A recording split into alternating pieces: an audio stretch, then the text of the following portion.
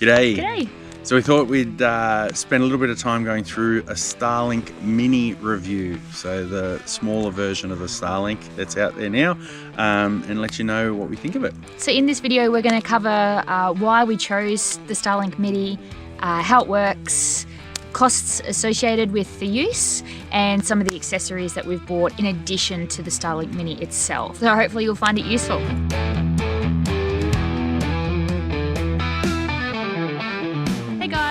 Welcome back to another video. So we've had the Starlink Mini now going on about 7 months, and the reason why we started looking into this as an option, Starlink Mini as an option, was because we were finding that on our travels we were really just burning through our mobile data just to really do our planning whilst we're on our trip, Googling places, you know, using Wikicamps, etc., using our streaming services, and to basically communicate with friends and family back home. So we knew that we needed a better solution. Also, with the off-grid capabilities of our new Nova Terra Sport, we do plan to do more free and low-cost camping, which typically don't have the Wi-Fi services that your caravan parks do. But even in a lot of the caravan parks we stay in, we find that even though they do offer Wi-Fi, the Wi-Fi coverage within the parks can be a bit spotty at times. So yeah, we started looking into options. Now look, we really haven't had that many problems with phone reception on our travels, save for some parts of the Stewart and Barkly highways through the Northern Territory and Northern Queensland. But again, with the off-grid capabilities of the new van, we do intend to do some future trips into more remote areas of Australia. So we're also looking at a solution to stay connected, primarily from a personal safety perspective. So yeah, for all those reasons, we looked into how we could better stay connected whilst we were on the road traveling. We did look at other options like the satellite phones that are out there. You can rent them, which was probably going to be the better option for us who aren't full-time travelers, but the costs were exorbitant. It was a couple of $100 a month, and you get it's not really a internet provider, it's just for making phone calls in emergency situations. So we went away from that idea primarily due to the costs, and it wasn't really what we were looking for. And then we started looking at the Starlinks through Elon Musk, and the couple of different variants that are out there.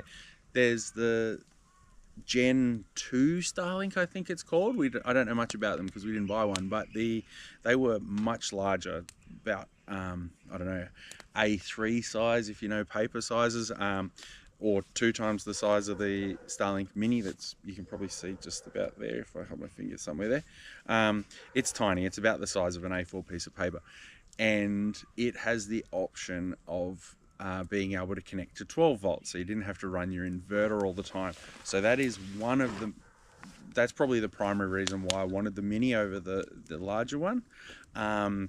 And the only drawback to picking the Mini that I was able to find was that the signal strength is a little bit lower than the Gen 2, the larger version, purely because it's a smaller receiver. So the bigger your receiver, the better signal you can capture from the satellites.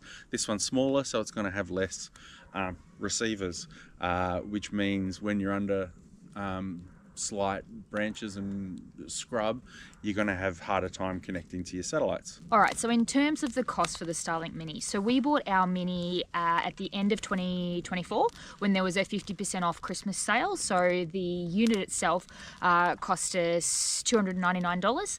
So then early this year we bought the 12 volt USB cable, and then just a few months ago we bought the Starlink extension pole. So we got an extension pole and a bracket from Barbecue Arm. I'll put all these links and the prices in the description below.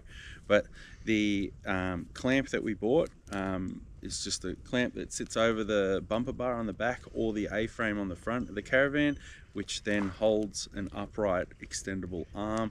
The one we've got is, I think it's aluminium. They've just brought out a carbon fiber pole, which is even lighter again. I think that one's about 1.5 kilos. The one we've got is about 3. And it just means we can put the Starlink up above the Caravan. It goes to about 4 meters. I think you can see it there. It's only at half that height, so it's only about 2 meters. But yeah, we can go a lot higher if we needed to. The other thing that Michelle mentioned was the USB cable, so that you need to buy 2 components there. It's a USB-C to the Starlink plug type. You can't just plug that USB-C into any plug in a Caravan. It just doesn't have enough watts. So we had to buy the 12 volt cigarette adapter plug to USB-C, and that has a 100-watt outlet. Now, if you don't buy that part, that cable is useless and it won't run your Starlink Mini. So again, I'll put the links and the costs down below. All right, so in terms of paying for your Starlink internet, there's now 3 what they call roam options. So we are currently on the $15 option, which gives you 10 gig Per month. Yep. per month, and the next one up is the 50 gig option, which is approximately $80 per month, and then there is the unlimited roam option, which costs you just a little under $200, but it's unlimited gigabytes of data that you can get. Now, with any of these 3 options, you can essentially select which months and when you pay for it. Your bill is in 1 month increments, so you can turn it on and off as you need it. So that's why that roam option suited us. Just it's slightly more, I suppose, convenient than your prepaid mobile, because if you say your plan runs out on the 15th of the month and you don't resubscribe, then you can wait till the 25th of the month and you could start again on that date, and it will run to the 25th of the next month. So it doesn't, if you leave it 10 days and renew, it doesn't backdate you those last 10 days which you've missed, which is pretty handy in our case, where we're pretty sporadic throughout the year in between our bigger trips. So yeah, we try and renew and leave those longer gaps not subscribed. So you basically just pause and unpause as you need it. We did use the 50 gigabyte data plan there for a little bit, and that probably gave us about 20 or so hours of high definition video streaming time. So you're going to have if you're not streaming, then you're going to have quite a bit of data there to, do any searching or web browsing and contacting people and things like that. Just a tip, if you do plan on using your streaming services quite a bit, like your Netflix, your Disney Plus, your whatever else, you can go into your settings on your what's it called, the Google Chromecast. You can go in there and click on Netflix or whatever and turn your video quality up or down. I think by default it's set to highest, so it will be downloading a ton of data by default, but in there you can go medium quality, which is still fantastic, you can barely tell the difference, and then low quality if you're on a on like the lightest plan like we are at the minute, the 10 gig for $15. You can turn it right down and it chews, I think it's about 25% of the data per episode. Like it's a huge cutback in your data usage. So yeah, if you're using a lot of streaming, yeah, you can turn it down, and that's the same with your YouTube as well. You can turn that down as well, but not on our channel. Make sure you keep that high definition. You want to see this face. All right, so not too sure whether anyone out there is interested, but I certainly was interested. How does the Starlink work, I suppose? No idea. We thought we'd give it a go, trying a really simplistic explanation of how the Starlink works. So instead of using your cables and your towers on the ground, the Starlink uses a massive network of thousands of small satellites that are orbiting the Earth. So the satellites are constantly moving.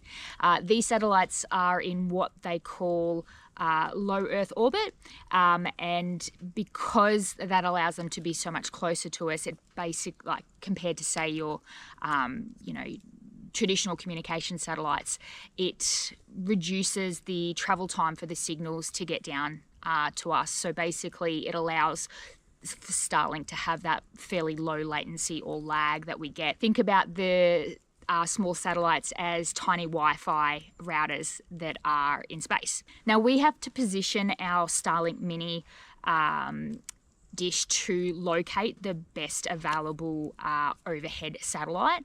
So basically what that means is that we need a clear sky to the south of us, free of buildings, free of trees, in order to be able to, link up to those satellites. Whereas your bigger Starlink that you were talking about will navigate itself, won't it? Yeah, so the other versions have a servo or there's a word for it. I can't think of it at the minute, but it'll rotate itself around to track the satellite as it needs. Again, that one won't be able to see through trees and that, but it will be able to get more signals because it is bigger. So just you don't go out and buy the bigger one if you think you need to look through trees with the satellite, because it won't help you that much. We find that if we're on the edge where we are in scrubby areas, kind of like where we are now, you do have intermittent dropouts. Like it'll just all of a sudden your YouTube will just start to buffer for about 2 seconds, then it'll come right back. And if you look at the Starlink app, which is fantastic, it'll show you that you've had a dropout and things like that. Obviously, as those thousands of satellites are moving around, they go behind a tree for a moment before it picks up another one that it can connect to. So you do get that every now and then, depending on your location. So the communication between the dish and the satellites is via radio waves. So essentially the dish transmits requests for data up to the satellites on one frequency, and then it receives the requested data back on a different frequency. And it's the speed and the efficiency of this entire process that allows for relatively low latency and high-speed internet that you are afforded with your Starlink. So we'll just go into the pros and cons that we've considered or experienced since getting the Starlink.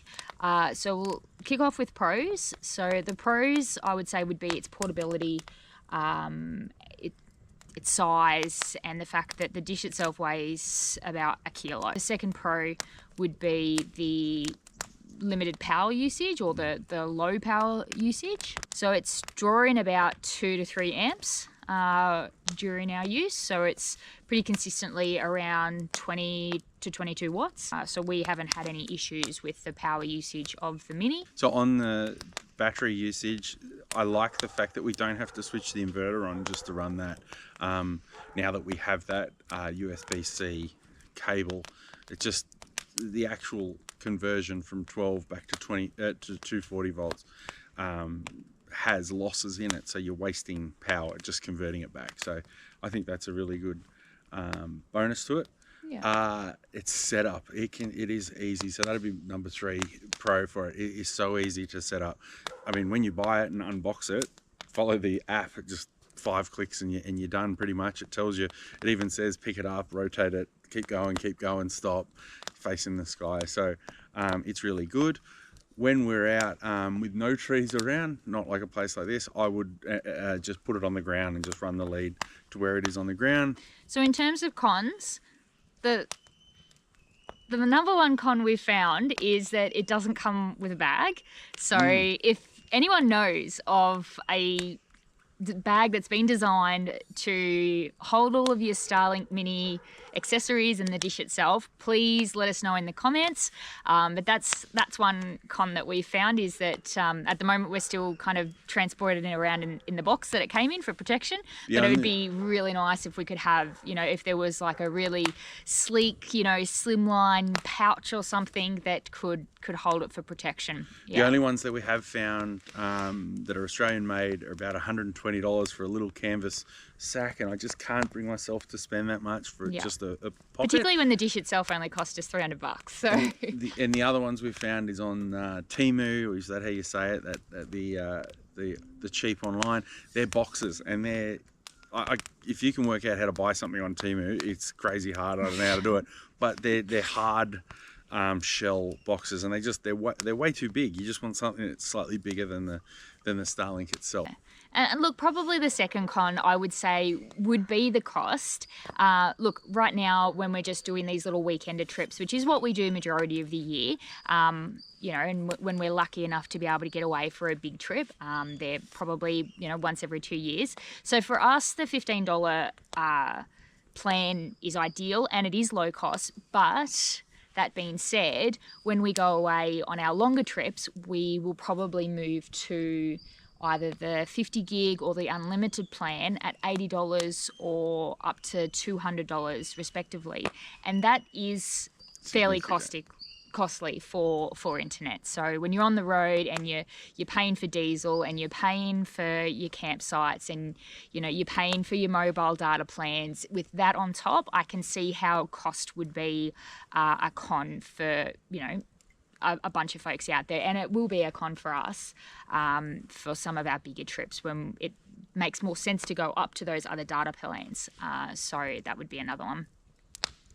So the third one for me is if there's a tree around, for sure it'll be in the way. It'll just somewhat want you to point it in that general direction, and it will interrupt, and you'll have those buffering dropouts throughout the evening as you're trying to watch your YouTube or anything like that.